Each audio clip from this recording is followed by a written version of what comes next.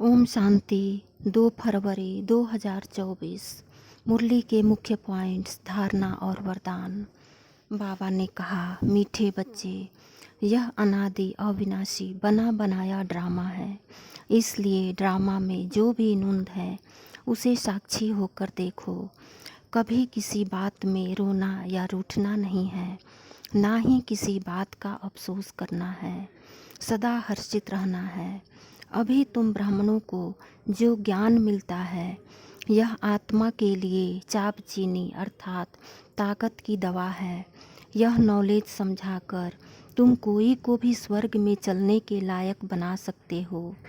कल्प कल्प इस संगम युग पर मैं तुम बच्चों को पढ़ाने आता हूँ। यह कितनी वैल्यूएबल पढ़ाई है।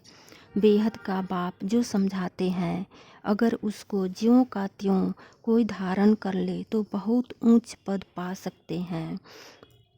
सदा याद रखो, सिवाय श्रीमत पर चलने के और कोई युक्ति नहीं जिससे पतित से पावन बन जाए।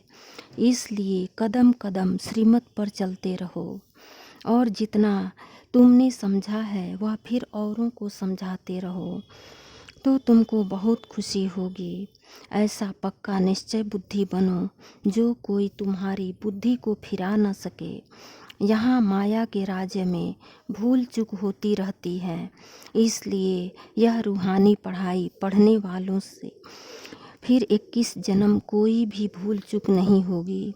अगर कोई पूरा नहीं पढ़ते तो जरूर कर्मातीत अवस्था को नहीं पा सकते, फिर उनको अंत में बहुत सहन करना पड़ेगा।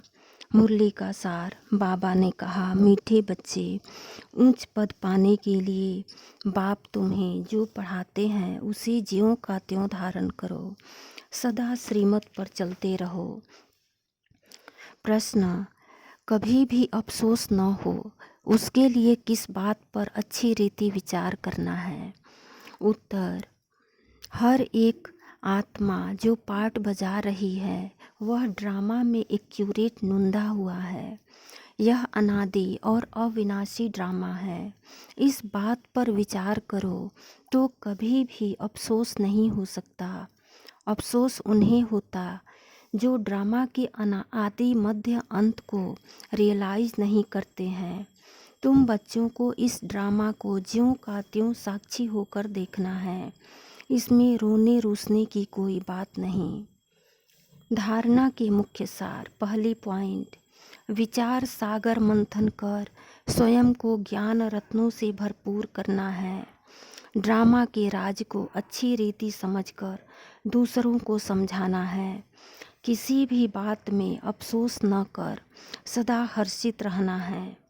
दूसरी पॉइंट, अपनी अवस्था बहुत काल से एक रस बनानी है ताकि पिछाड़ी में एक बाप के सिवाय दूसरा कोई भी याद न आए।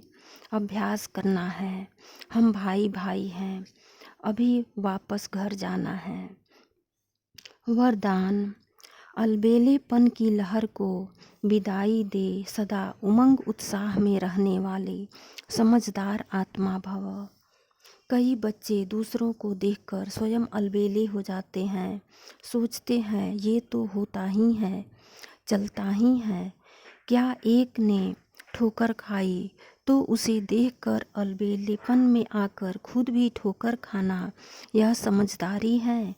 बाप दादा को रहम आता है कि ऐसे अलबेले रहने वालों के लिए पश्चाताप की घड़ियाँ कितनी कठिन होंगी।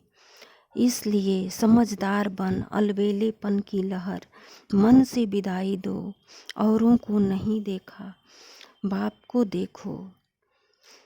स्लोगन, वारिस क्वालिटी तैयार करो तब प्रत्यक्षता का नगाड़ा बजेगा। ओम शांति।